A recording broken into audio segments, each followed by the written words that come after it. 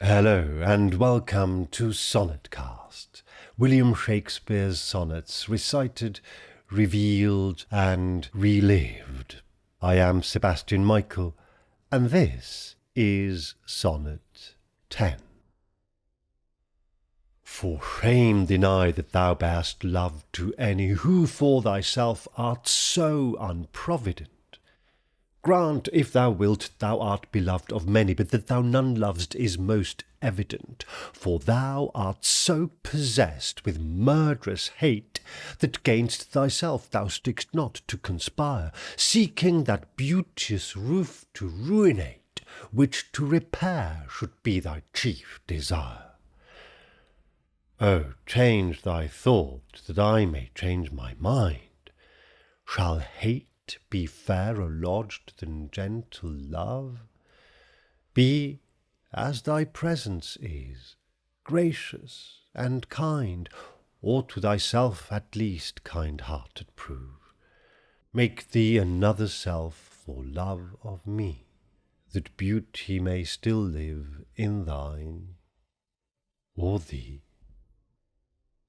The spectacular Sonnet 10 boldly goes where no sonnet in this series so far has gone before, and radically changes the tone and the dynamic between the poet and the young man.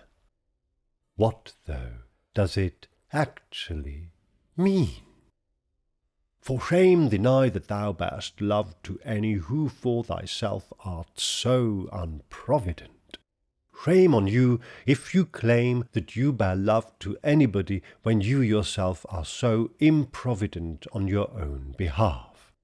Although for shame is a standard exclamation, the word shame here also directly links this sonnet to the last line of the previous sonnet, and while the connection between the two sonnets otherwise isn't quite strong enough to make them appear as a couple, it nevertheless is telling that Shakespeare here picks up on the murderous shame he somewhat ambiguously and quite strongly, as a choice of words, accused the young man of in Sonnet 9. Deny, meanwhile, has almost the opposite meaning of what we would today use the word for, as it conveys more a sense of protest or claim, as in, for shame protest that you actually love anyone, unless, of course, we read any as nobody, so the line means, for shame deny the accusation that you do not bear love to anybody, which is, of course, set up in the previous sonnet too. No love toward others in that bosom sits, that on himself such murderous shame commits. Either way, the poet ups the stakes again by holding on to the idea of love introduced only in the last sonnet, and telling the young man that he clearly doesn't love anybody, much as suggested just then. Grant, if thou wilt, thou art beloved of many, but that thou none lovest is most evident. And here he spells it out. Granted, you are loved by many, but it is totally obvious that you yourself love no one.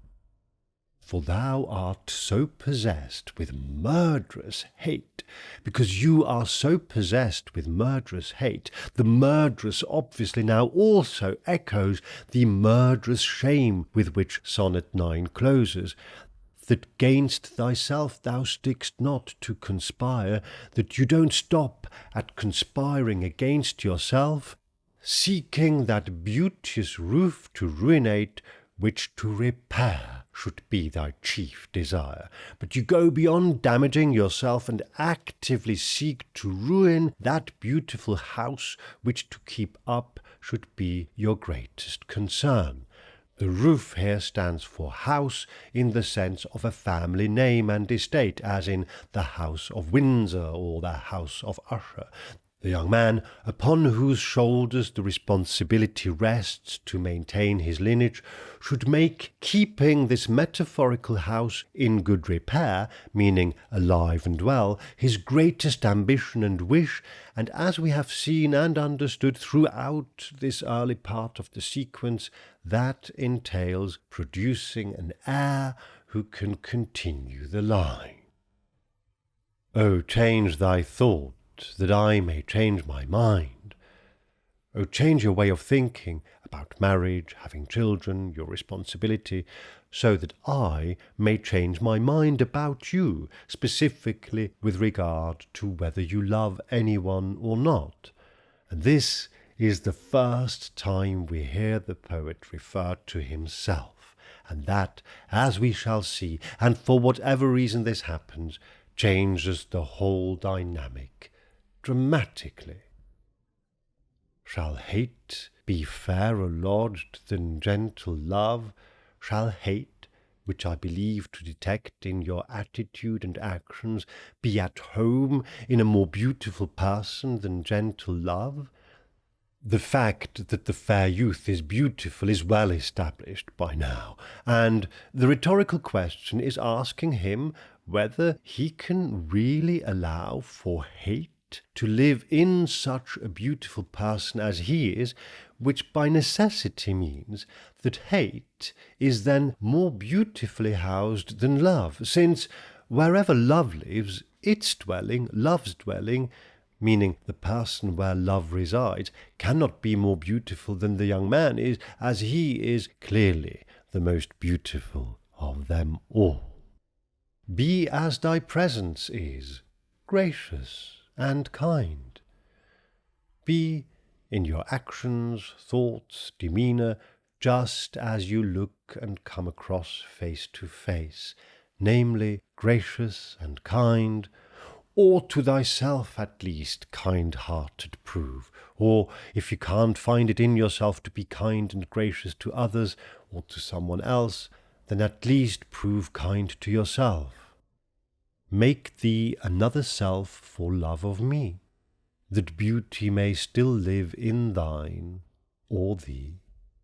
And a direct contradiction paired with a bold request.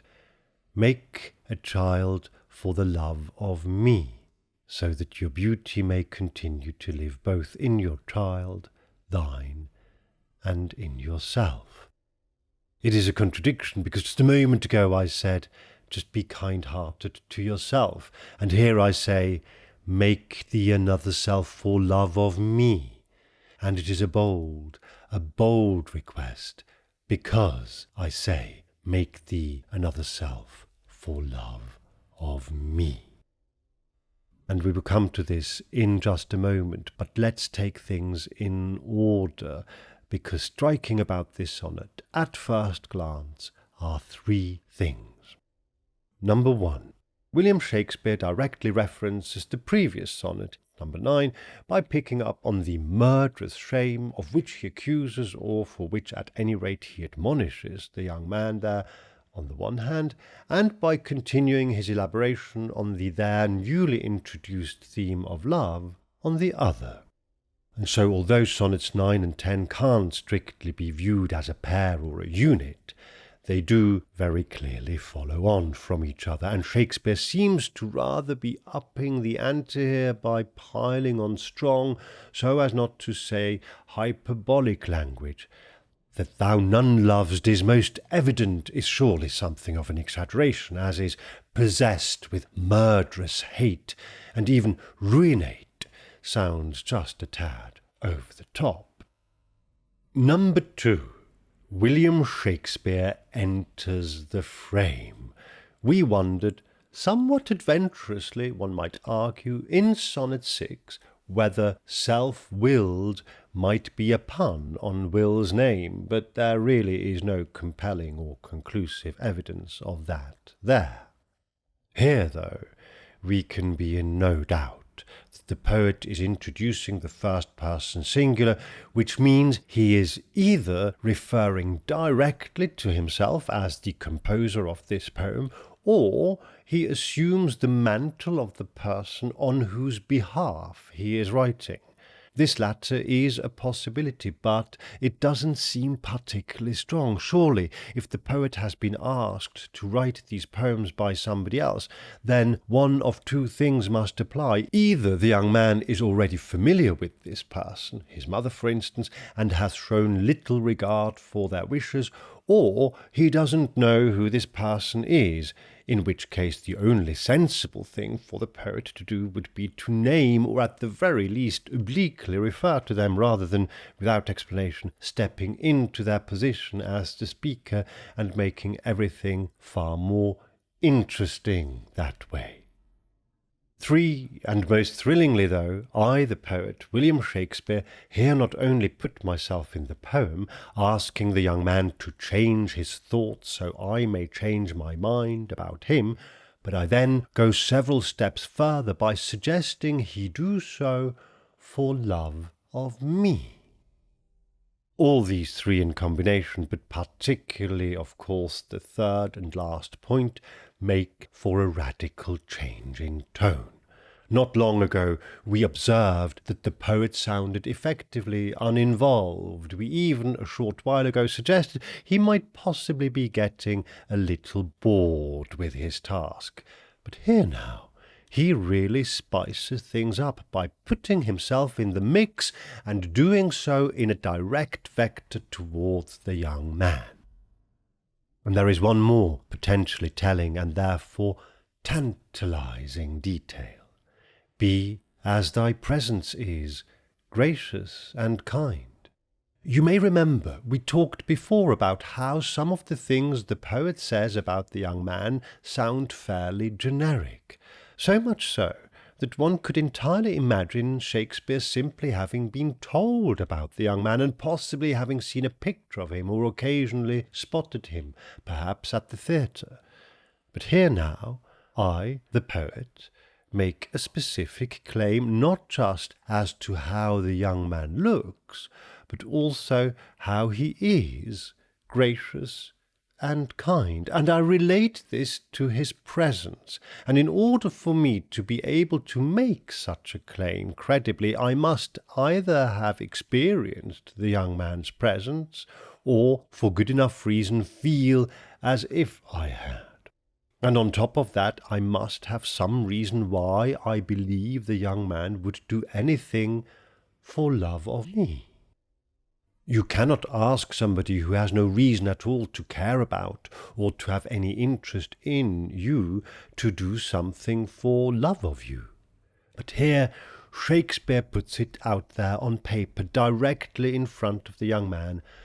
Do this for love of me. And even if we allow for the possibility that Shakespeare here puts himself into the poem to speak on behalf of the person who has commissioned him to do so, all of this is hypothetical, of course. Even then, it is still telling that he uses do it for love of me. And so the poet no longer stands outside, he is inside the poem. The poet no longer observes the young man from a distance, he has a connection to the young man. He speaks to him directly, either to mean this to be a direct communication to him, or he sneaks himself into the picture almost by stealth, but very, very obviously so.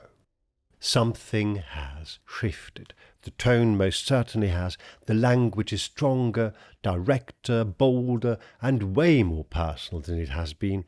And we now have a direct connection between the poet and the young man in the words themselves. And this is, after all, our approach, to listen to the words and find out what they themselves tell us. And fairly soon they will tell us a good deal more, and so I hope you will join me again here on Sonnetcast as we recite, reveal and relive the sonnets of William Shakespeare.